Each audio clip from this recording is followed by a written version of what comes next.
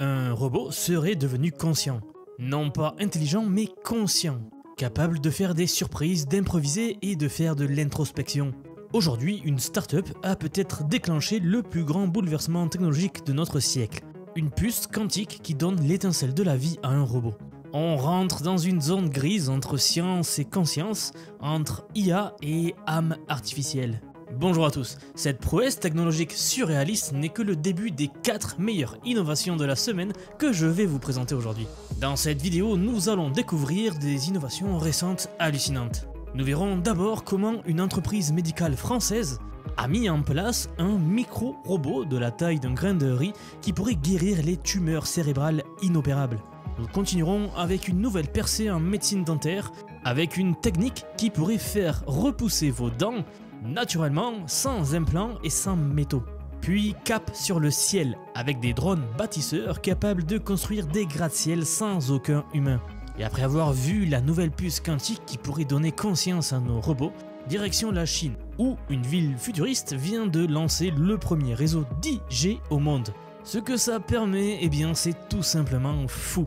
Vous allez voir, cette semaine, chaque sujet est incroyable. C'est une vision du futur qui commence dès maintenant. Alors aujourd'hui, vous allez être surpris. Juste avant de commencer, je vous rappelle que si vous aimez la vidéo au long de son visionnage, n'oubliez pas de vous abonner pour soutenir la chaîne ou laisser un petit like.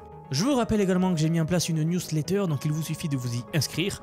Et je vous envoie un mail quotidien de lundi à vendredi avec les meilleurs résumés tech pour que vous ne loupiez vraiment rien si vous n'avez pas trop le temps. Allez, ceci étant dit, on y va pour les news les plus marquantes de la semaine. Pour notre premier sujet, direction la France. Oui, vous avez bien entendu une innovation incroyable qui nous vient de la France. Regardez ce dispositif, il mesure à peine quelques millimètres, à peu près la taille d'un grain de riz. Et pourtant, ce minuscule robot pourrait bien révolutionner la neurochirurgie. Développé par une entreprise française appelée Roboté, ce micro-robot chirurgical est conçu pour naviguer à l'intérieur du cerveau et ainsi atteindre des zones jusqu'ici inaccessibles, là où les tumeurs sont considérées comme inopérables. Ce qui est génial, c'est que ce n'est pas un projet lointain ni un prototype flou, c'est du concret. Il a déjà été testé avec succès sur des animaux et les premiers essais cliniques humains sont prévus pour 2026. Alors comment cela fonctionne-t-il ? Le robot est inséré dans le cerveau par une toute petite ouverture dans le crâne de seulement quelques millimètres. Une fois à l'intérieur, il se déplace lentement, à environ 3 mm par minute, grâce à des anneaux en silicone qui tournent et écartent les tissus cérébraux avec une précision extrême sans les endommager. C'est comme s'il ouvrait un passage au cœur de la matière cérébrale sans casser, sans forcer. Une vraie prouesse d'ingénierie. Mais surtout, chaque mouvement est contrôlé en temps réel, à l'aide de capteurs d'imagerie et d'ultrasons. Résultat, le robot peut avancer à travers le cerveau en évitant soigneusement les zones critiques, les régions motrices, cognitives ou les nerfs vitaux. C'est un changement de paradigme complet par rapport aux techniques actuelles, qui reposent sur des instruments rigides, parfois trop risqués pour certaines interventions. Ici, au contraire, on parle d'une chirurgie ultra ciblée, minimale et précise à l'échelle submillimétrique. Mais ce n'est pas tout, avant l'opération, une IA planifie le trajet optimal du robot à partir d'IRM de très haute résolution. Et si besoin, le chirurgien peut ajuster la trajectoire en temps réel, à l'aide d'un guidage par ultrason. Vous l'aurez compris, on rentre dans une nouvelle ère de la chirurgie, l'alliance entre micromécanique et intelligence artificielle. Le robot embarque même un compartiment pour des outils chirurgicaux miniatures, prélèvement de tissus, biopsie et peut-être bientôt des traitements directement délivrés sur les cellules tumorales. Et surtout, aucune complication majeure observée lors des tests sur les animaux.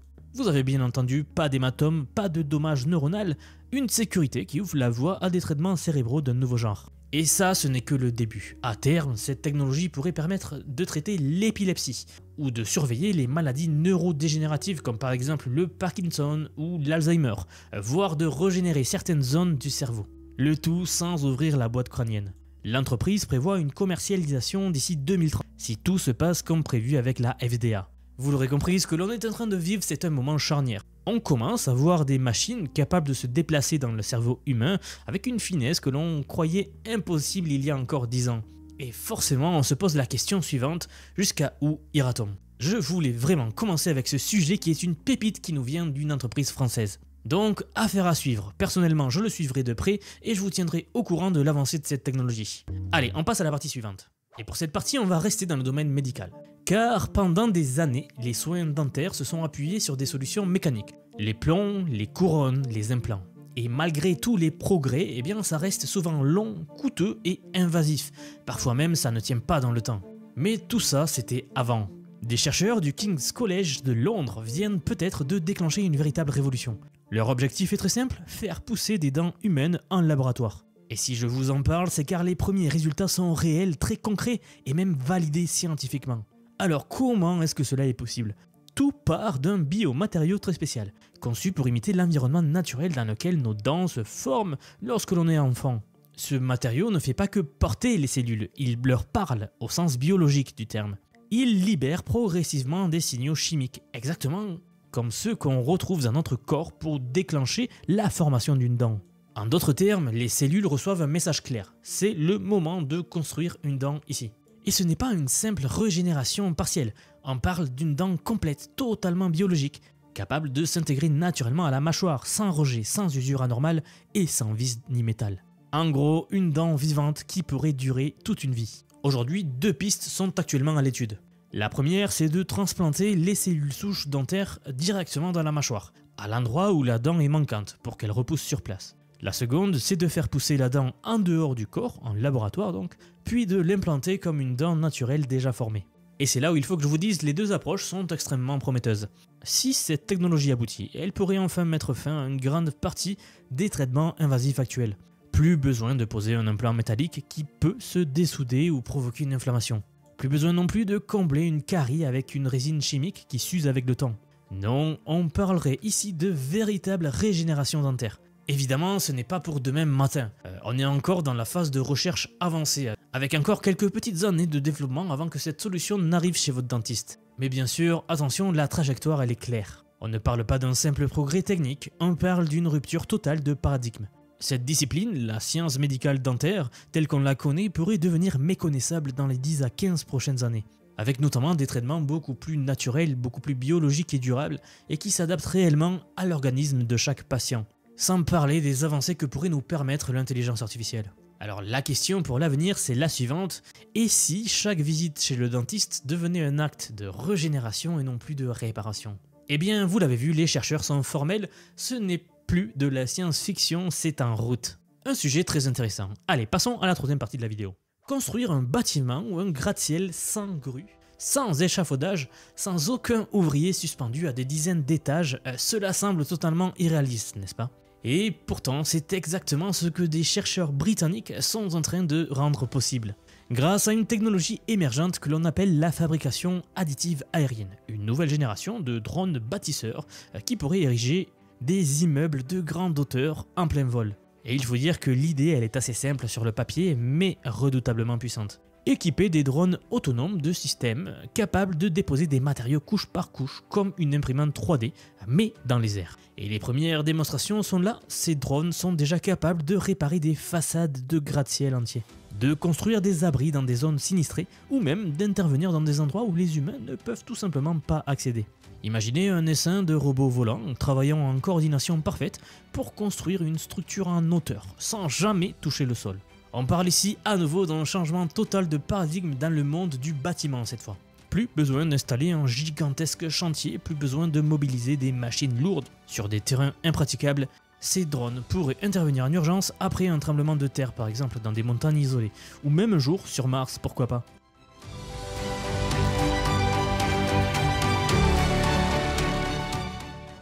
C'est là que cette technologie devient fascinante. Elle libère la construction des contraintes physiques classiques. Plus de limites de hauteur, plus de contraintes de terrain, les drones sont flexibles, mobiles et réactifs. Et surtout, ils peuvent travailler ensemble, comme un essaim intelligent en temps réel, tout cela également grâce à l'intelligence artificielle. Et encore une fois, ce n'est pas de la théorie. Les premiers tests sont en cours en ce moment même en Suisse. Je sais que vous êtes nombreux à me suivre depuis la Suisse, eh bien sachez que dans un laboratoire suisse ultra avancé, baptisé le Drone Hub, les résultats sont impressionnants.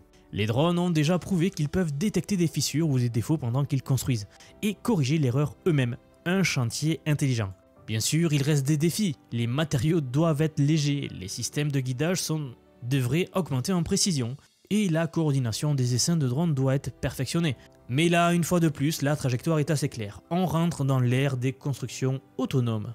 Et dans quelques années, la silhouette d'un gratte-ciel en train de se former dans le ciel, brique après brique, drone après drone, pourrait devenir une scène parfaitement normale pour tout le monde. Allez, maintenant on passe au sujet principal de la vidéo.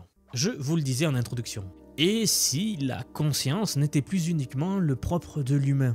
Eh bien, c'est la question vertigineuse soulevée par une démonstration privée lors de la conférence Mars 2025 organisée par Jeff Bezos lui-même, l'un des hommes les plus riches du monde et l'homme derrière le géant Amazon. Un événement confidentiel réunissant quelques-uns des plus grands noms de la tech et de la recherche. Et au cœur de cette démonstration, un robot, une puce quantique. Ce que certains appellent déjà l'étincelle de la vie. Cette démonstration a été menée par la start-up Nirvanic, fondée par Susan Gilbert, une pionnière de la robotique avancée et du calcul quantique. Leur objectif, c'était de tester une hypothèse assez audacieuse. Et si la conscience artificielle ne pouvait émaner qu'au travers de systèmes quantiques? Le principe est à la fois simple, mais de nombreuses théories circulent déjà à ce propos. À vrai dire, personne ne sait comment marche exactement la conscience.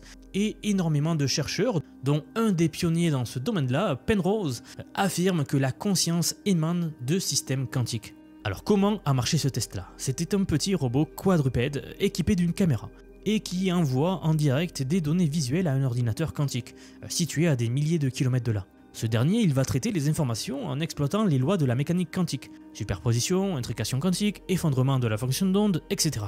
Et il va choisir une action parmi 32 options possibles.